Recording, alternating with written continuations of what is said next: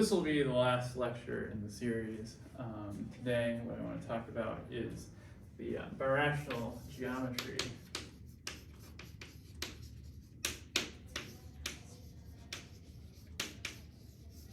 of the Hilbert scheme, and specifically the Hilbert scheme of points on P2. So we maybe write that as P2 and then in the square brackets the n. So the idea is that,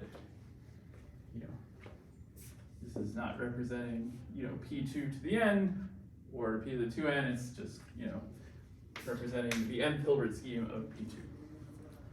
Okay, and I should say that this, the paper I was looking at for this is Arcara, Bertram, Oskun, and Huizenga. Yeah, I guess this is probably, forget exactly when this came out, like 2010s, something around then. But this, very much fits in with, both the minimal model program, but also using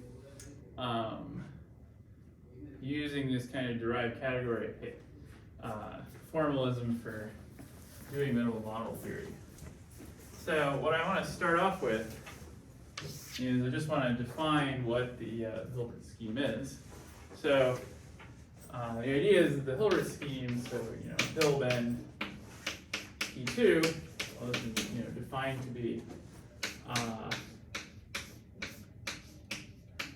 and so what is this? Well, this parameterizes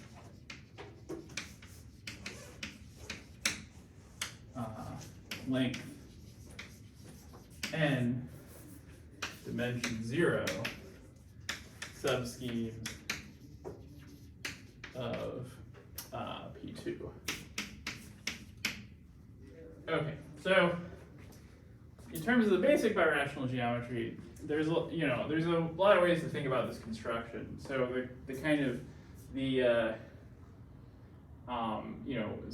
most brute way of thinking about it is just to say, okay, well, I'm parameterizing, like fat points in in P2, or like length n subschemes. So the idea is that you could have so let's say this n is 2, then you could have 2 points just by themselves, or they could collide and form a length 2 subscheme that's supported on a particular point. So, so you have the Hilbert-Chow morphism, which just says, okay, we're gonna take this subscheme and forget about the scheme structure. We're just gonna remember the points and their multiplicities. So what that gives us is we get a map from the Hilbert scheme called the Hilbert-Chow morphism to, we take P2 to the n and then we mod out by the action of the symmetric group. Because this is just, so what this is doing is just forgetting the scheme structure and then remembering the points and their multiplicities. So this is saying, well, we have n points in P2, and you number them 1 through n, but we consider, we just forget the numbering. That's modding out by this Sn. And, what happens here is that if you have the same point twice, then you require, some singularity. So what you have is in codimension 2, a singularity corresponding to a Z2 action. And so in codimension 2, what this looks like is it just looks like the affine quadric cone. And then what this map here is doing is it's just extracting out the singular point. So the first theorem, I would say, in the birational geometry of the Hilbert scheme is that the Hilbert scheme itself is a Crepin resolution of this variety here. So this map here, if we just call it pi or something, we have that pi is a Crepin resolution. And we can see that this is, plausible because, by this calculation on the the fat point locus, so the locus where 2 points collide. And so then you have to work out, well, what about when 3 points collide, etc. So this is not a proof this is discrepant, but kind of suggests why that might be true. Okay, so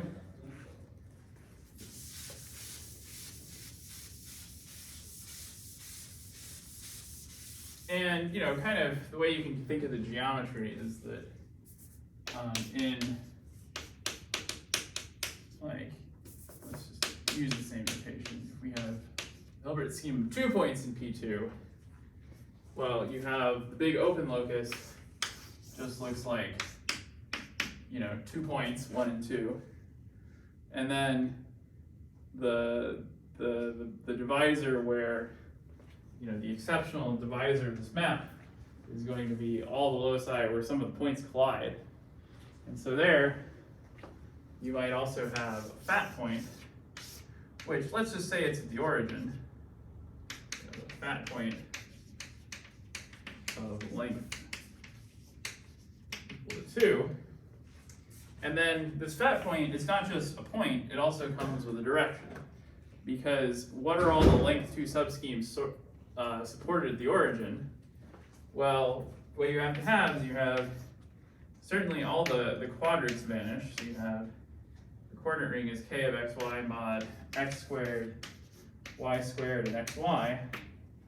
And then you get to pick, some linear direction. And this linear direction, this gives you this L is sitting in the I guess it's the Zariski cotangent space to that point, and the subspaces of the cotangent space, this is parametrized by a P1. And and that's exactly this picture here. I mean, you can think of this as like some slice of what's going on in the Hilbert scheme, or you could think about the Hilbert scheme of, well, I guess in this case, if you think about the Hilbert scheme of points that are just supported here, then it's just a P1. Okay, so there's a lot of interesting geometry here. I think one thing that's remarkable is that this Hilbert scheme is in fact smooth. In fact, it's generally smooth if you take the Hilbert scheme of a smooth surface. If you start taking Hilbert schemes of higher dimensional things, then that breaks down. But that kind of comes down to the fact that this map here is always a crepant resolution. Okay, so the tool that we're going to use to, or that they use in the paper to understand the birational geometry of the Hilbert scheme is derived categories, and specifically Birational stability conditions on a triangulated category.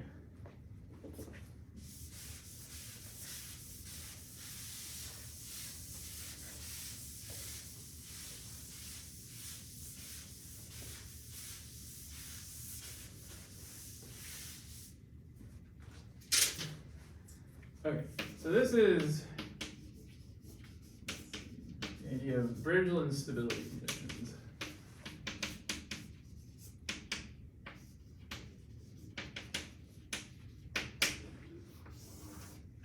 So these are structures on a triangulated category. Let's call it T. And so, yeah, there's a lot of ways to define this, but let me just kind of give you the way I think about these. So we need, first off, we need A inside T, which is the heart of some T structure. And then we have functions, which I'll just call R and D. and these go from the Grothendieck group of K of A to the reals. Okay, and then the idea is that the rank should be to a positive real, and then the degree is allowed to be anything. But let's see, so this is sort of supposed to be inspired by the idea of just like sheaves on a curve. And the idea is that, if you have a sheaf on a curve, if it has a rank 0, then it has to have positive degree. So the idea that if R of A is equal to 0, this implies that D of A is greater than or equal to 0, and both 0 implies that A equals 0. So the idea is like, think of sheaves on a curve. Okay, so this is, this R and the D, you put them together, and you kind of think of it as a map to the complex upper half plane. So an element A,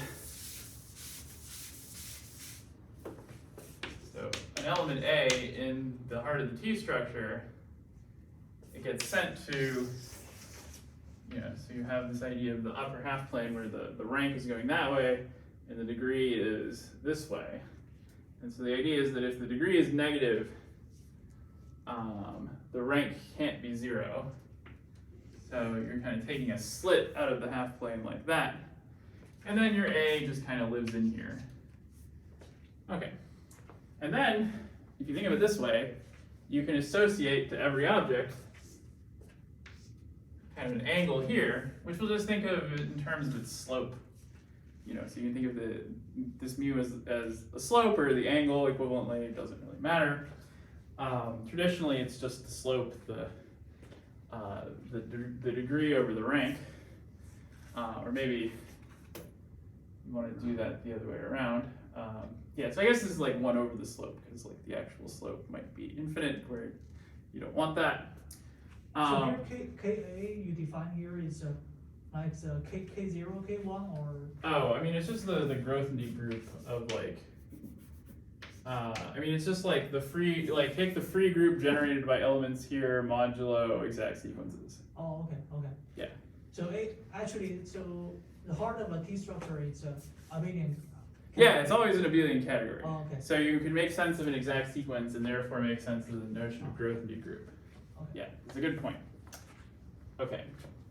All right, and so now let's see. So, okay. So to make this a Birational stability condition, you need some sort of stability, right? And so the idea should be that so the condition, like the final condition, is that objects A and A admit Chardonnay-Simon filtrations by semi-stable objects. Okay, and then the key point here is that these Chardonnay-Simon filtrations have to be finite. Okay, so let's see. So the idea is that a destabilizing subsheaf is something where the degree is where you have something where the degree is too big for its rank. So that's saying, so that's saying things to the right can destabilize A by being subobjects.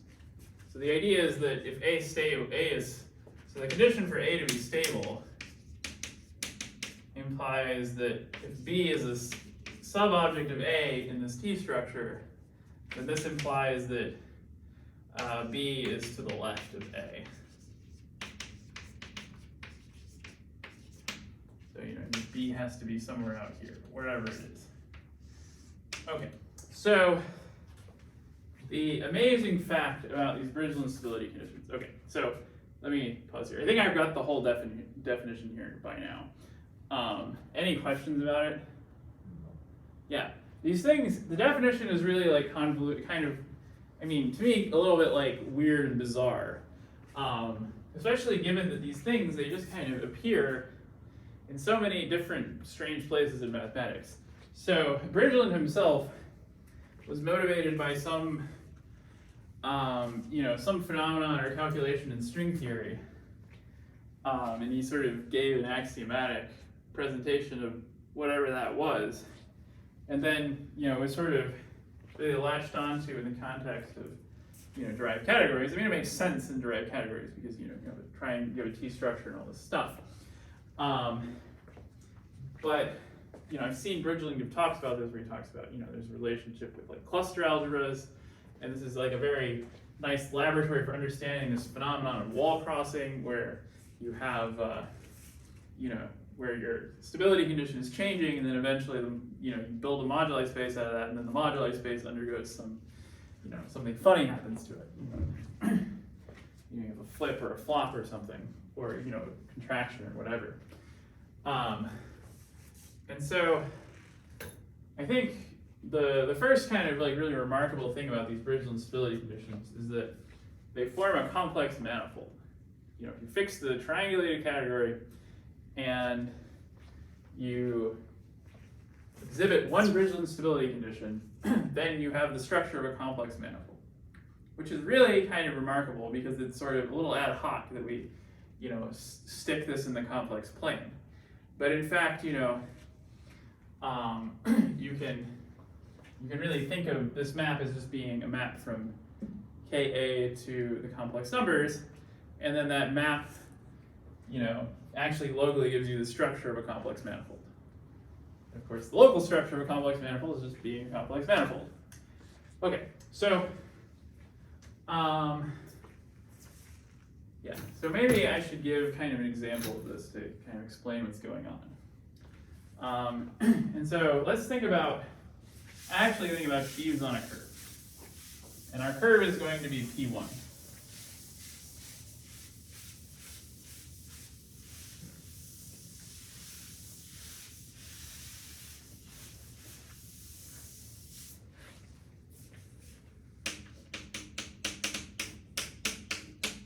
Okay, well, you can do the standard T structure, and, so you remove this part, and that gives you, I believe that gives you a Bridgeland stability condition on P1. And so the idea is that, if you have, say, O, if you just have O, it goes here, and then higher degree goes to the right. So I have O of 1, and then the difference gives you skyscraper sheaf of a point. And you have this very nice picture where the entire all the sheaves on P1, you can break them apart into pieces that live in this upper half plane. Okay, and then O of 2 goes here, etc. And then every vector bundle on P1 is a direct sum of line bundles. That's Grothendieck's theorem on vector bundles on projective line. And then you can just look at these, and they'll all break apart as pieces like this. So kind of this very nice way of just displaying all the guys you have. In particular, you have O minus 1 here. Okay, but as we discussed last time, we can, instead of thinking about P1, we can think about modules over the following quiver. This guy here. And then if you take the category of modules of this quiver algebra, that is representations of this quiver, that is derived equivalent to P1. So it's the, you can think of it as a different T structure on the triangulated category of sheaves on P1. And so that comes with a different, so we can also think of that in terms of like a stability condition. And the idea here is that, well, how can we make a stability condition on this guy? Well, let's just say that this guy will label A, where I have a 1 here, a 0 here. And then if we do it the other way around, label it B. And then the idea is that O of a point would be, you know, given by an extension of these two objects. Okay, now we want the point to be a stable object, let's say, because, you know, we might want to recover P1 back. So for the point to be a stable object, the idea is that whatever we do with A and B, well, they better go into the upper half plane, this sort of slit upper half plane. And we have that A is a sub-object. So if A goes to the right, then the point gets destabilized. So we really want to look at, you know, having A here and B here. And then all the nice stuff about Harder-Narasimhan filtrations you get for free, because these are all, you know, every object in this category, you know, it's got a finite length composition series, so you can just always, you know, the Harder-Narasimhan property is pretty easy. Because it's, you know, it's a zero-dimensional object. And so then you'd have O of P would go just as the sum of these two objects. And now you can kind of see how this, how this thing is a complex manifold. Because the idea is that you could kind of take, you know, if you have an exceptional collection, you could just drag the pieces of the exceptional collection around, move them in this complex space, and get different stability conditions. And what happens is that the difference between here and here is that in this category you don't have O of -1, you have O of -1 shifted. And so the way that can happen is if you drag O of -1 over this line and it pops out on the other side, well, the idea is that, you know, everything shifted by 1 should kind of go on the opposite side. So if I have O here, then I have O shifted by 1. If I have O of -1 here, I should have O of -1 shifted by 1 down here. And then if you take, you know, and so then if you take kind of the universal cover of this picture, if you think of it as, you know, as like the Riemann surface for log of z, then, you know, the heart of the T structure kind of expands out to give you all of its shifts, and so you should be, you know, at least like when you have the heart of the standard T structure, it's getting you the whole derived category. So what's this picture represent for? This one? Which one? It's the central one, yeah. This one here? Yeah. Okay, so the idea is that this is the complex plane, right? Okay. And so what you have is you have your function is that your rank, like your functions R and D put together, you have just D plus IR, and that's a map to the complex plane. So this is where all the sheaves go in the complex plane under this particular Virgin stability condition. And then the idea here is that if you move these around, so particularly if you kind of drag this O of -1 down into the bottom, it pops out on the other side and you're going to get a T structure like this one. So this kind of lets you see all the different, different T structures in a common setting, because in order to enforce this Harder-Narasimhan property, you know, as you change the function, eventually the T structure, you know, breaks down and you have to do a tilt to correct it. So what the tilting does is you drag this O of -1 down to here, then it pops out over on the other side. And then while you do this dragging, of course, it's going to drag O of P up, so that O of P is always represented by the sum of O and O of -1 shifted. You see it's down here. I guess I should have drawn it exactly right here, but I was a little sloppy, so it goes like right here. And then that's because O of P is in the middle of a triangle given by these two objects. Okay? All right, so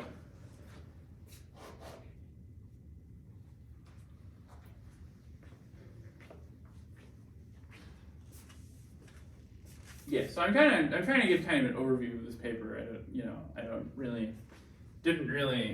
Wasn't really able to get into the details because it's been a long time since I've really thought about birational geometry in this way.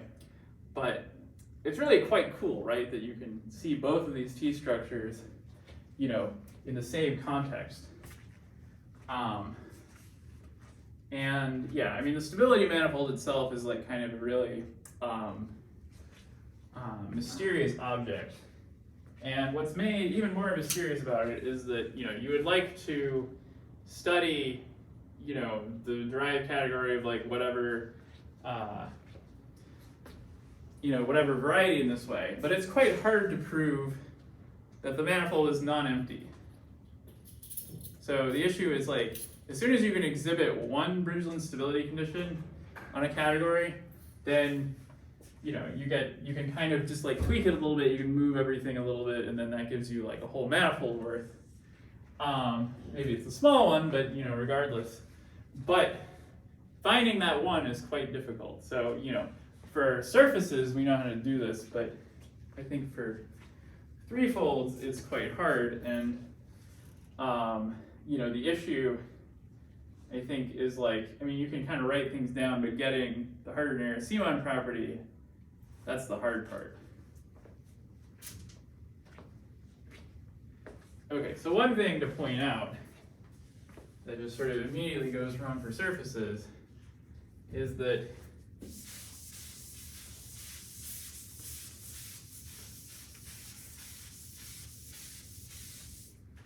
so on a surface, you know, let's just call it S, the usual R equals the rank and D equals the degree don't give a Bridgeland stability condition.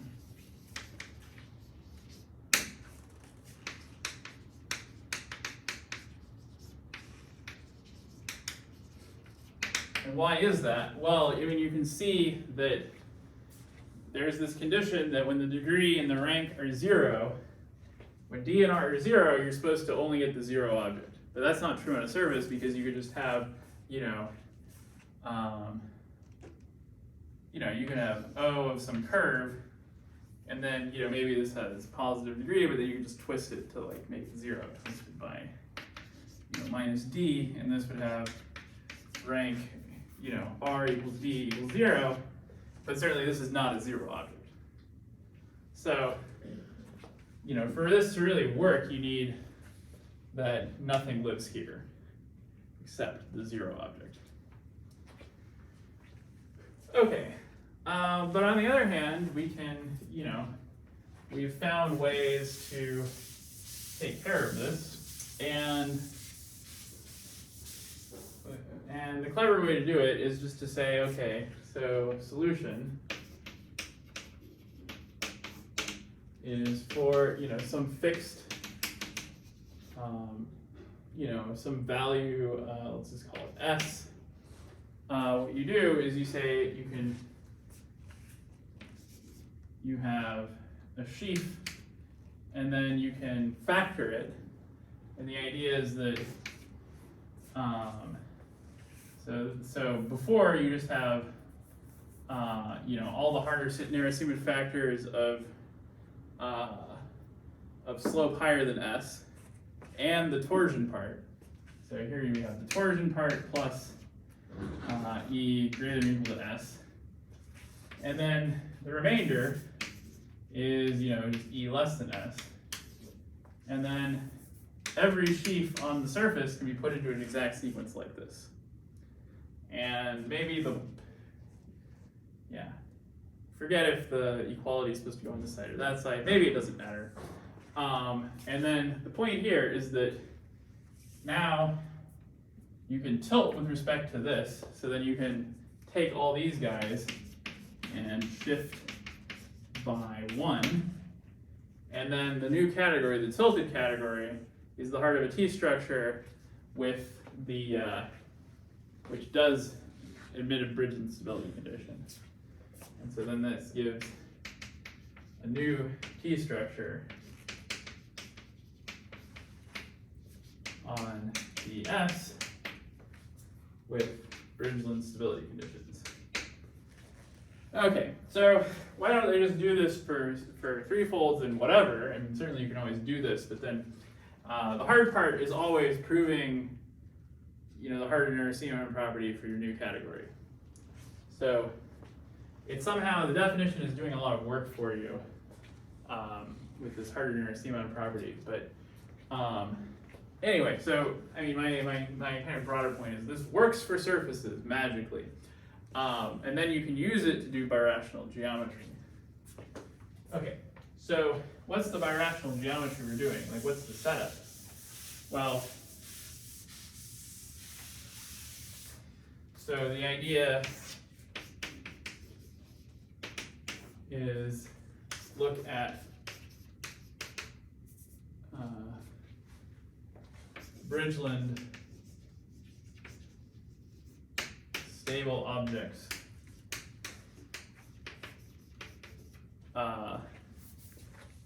that numerically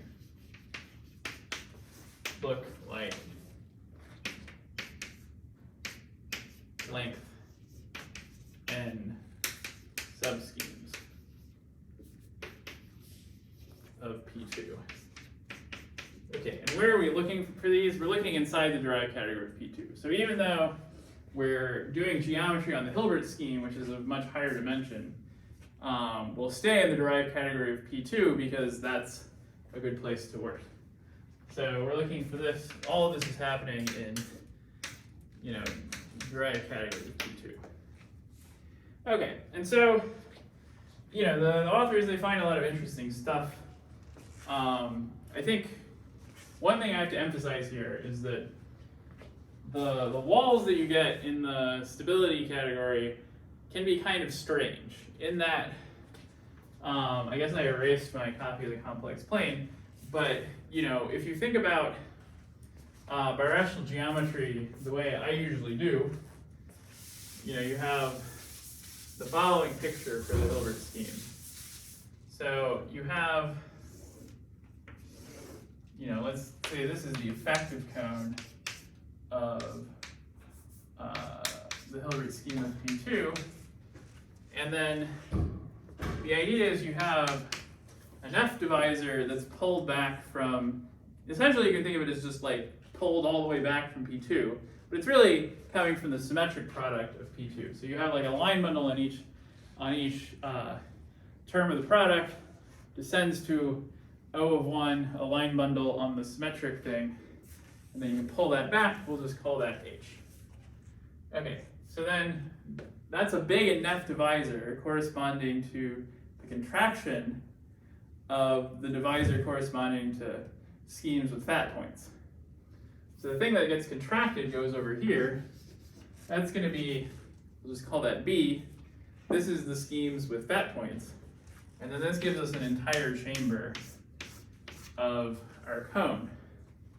And then the idea is, well, we don't know what's going on over in the rest of the picture.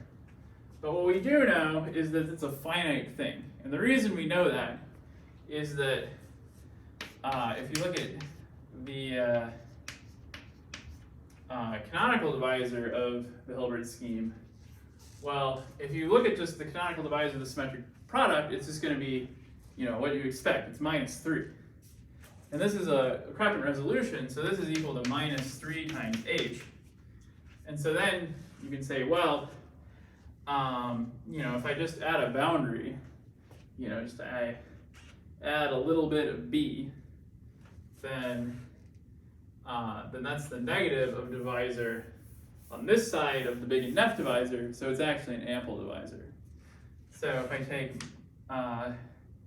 minus k of P2 n plus epsilon b, this is ample. And hence P2n is log phono. So you can also say, well, at this point you can say, well, the Cox ring is finitely generated and all this wonderful stuff. And then, there are other papers that talk about how to calculate, just like, what are the generators of the Cox ring of this thing? And, it's guaranteed that such a ring is finitely generated because that, the Hilbert scheme itself is log phono. Okay, so all of this was just to give an excuse to draw the effective cone. And the thing that I want to emphasize about the effective cone is that it's like a linear thing. it's like a linear object, in that, this is some cone living in some vector space, and it's divided into chambers by hyperplanes in that vector space. Yeah, so I mean, because it's two-dimensional, there's like not really any other way to make a cone. But in higher dimensions too, it would still be, the walls that you would have would be linear. They would be given by just, lines or hyperplanes in the ambient vector space. But on the Bridgeland stability condition side, it's different, because in Bridgeland stability land, you can have walls that look funny.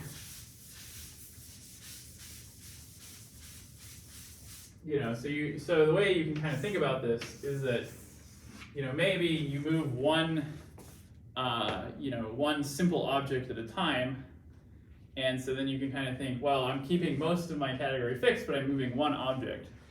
And then, you may have walls that look like a line, or a line of some slope, but you can also have walls that look like a circle. So it's a little bit strange, because what you're expecting from the birational geometry is this sort of very linear problem. But then somehow in Bridgeland stability land, what you actually get is you get these like funny curves. And then, maybe you might have like another wall inside here. And so what you're doing is you're kind of tracing how your stability works as you move this, as you move along some path like that. And moving along that path somehow translates into moving along the path in here. Maybe you start here and go that way. Okay, so I do encourage you to read the paper if you want to know more about this. In general, it's somehow the Bridgeland stability picture is sort of like a bigger picture, because, here what you're doing is you're varying a line bundle. And, whereas here you're kind of varying, you have like one complex number for every generator of the Grothendieck group. Well, certainly independent line bundles get you independent elements of the Grothendieck group, but it's not the other way around, because the Grothendieck group is bigger, especially if you have like a higher dimensional variety. So, at least to me, it's somewhat of a mystery, like there should be like other parts of the Bridgeland stability picture which don't correspond, at least directly, to birational transformations of your space, or even, like the Hilbert scheme on your space. Like that's what we're really using it for here. But you can think of it as changing other moduli problems. So maybe this is like the right generalization of birational geometry to derive categories, is that you're not just thinking about the space itself changing, you're thinking about all the moduli spaces of objects on that space changing.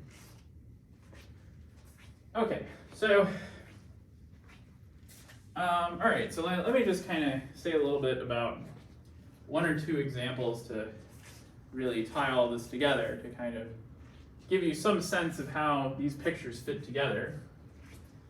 So let's see.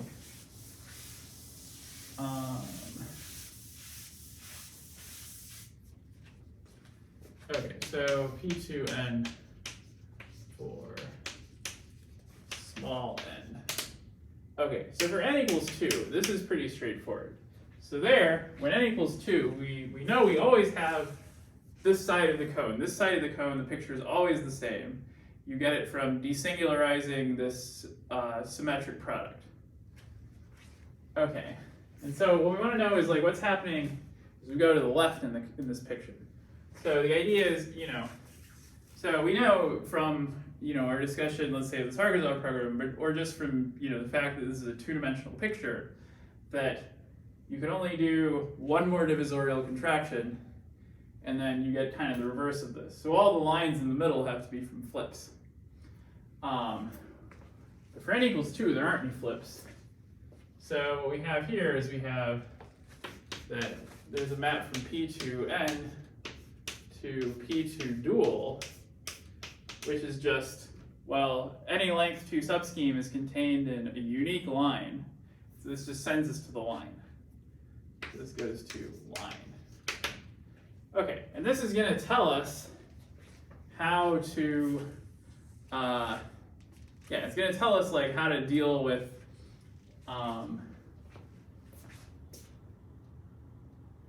the higher values of n. So for n equals 3, you know, you don't have this, you know, so this is a Morey fiber space construction. So you can think about a map like this, but it's no longer going to be a Morey fiber space construction. Instead, what it's going to do is it's going to be a divisorial contraction. Is so we can have, you know, we can take D, we'll just call it DL, which is, this will be schemes contained in a line, and then this gets contracted. So this divisor again gets sent to just the line. Actually, yeah, I think in this case this is a divisor. I'd have to check the paper again to be sure. So this is going to be some birational map that's occurring, and so you have that contraction, and then it's just a mirror of this picture. You have a divisorial contraction, and the image is itself a phenomenal variety of Picard rank 1, and so that just, you know, terminates your minimal model program. So what's the deal with this? How does that show up in this Bridgeland stability picture? Well, let's see. So, you know, the way you really want to think about it is you're not necessarily doing Bridgeland, you're not necessarily thinking about stability of like the structure sheaf. Maybe you're thinking about stability of the ideal sheaf. Well, what does it mean to be contained in a line? Well, that means if you take the ideal sheaf and you give it a twist, then this has a section. So what you do is you have a map from O to IZ. And so turning that around, you could say, well, that means I have a map from O minus 1 to IZ. And I guess this has to be injective, but yeah, so you have a map like this from O minus 1 to IZ. And then the idea is that the place where you had to hit the wall is exactly where this becomes destabilizing. So you have this special map from O minus 1 to IZ that only happens for some of these schemes. And the idea is that this O of minus 1, if you tweak the Bridgeland stability condition, eventually the O of minus 1 goes on the other side of the I of Z, and it makes this map destabilizing. So then you have to modify what your moduli space of objects is. And what that ends up being is it just ends up contracting that entire divisor down to P2. Okay. And then for higher end, you know, it gets more complicated, but it's similar. So let's see. So let me see if I can remember what it's like for n equals 4.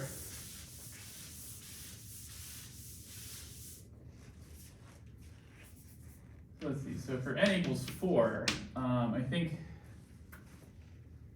the idea is something like, you know, you have this picture, and then I think there's like a single flip. And then there's this contracting map. So, and actually, maybe this one just contracts down onto a Morey fiber space. Let's see, how does this work? Well, for n equals 4, the idea is that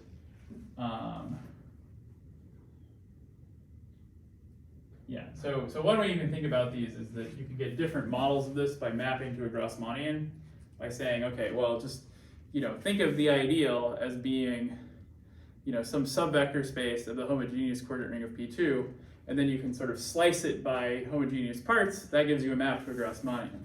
So here for n equals 4,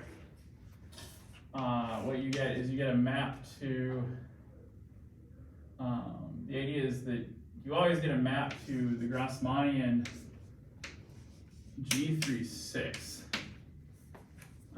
Let's see, is this the last one or the first one? Well, yeah, I think,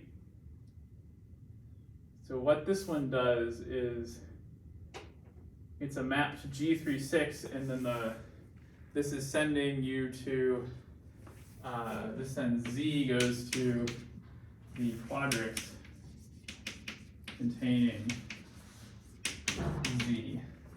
And then something funny happens. So, and then this will recover Z for you unless you have like 4 points on a line, or even I think 3 points on a line.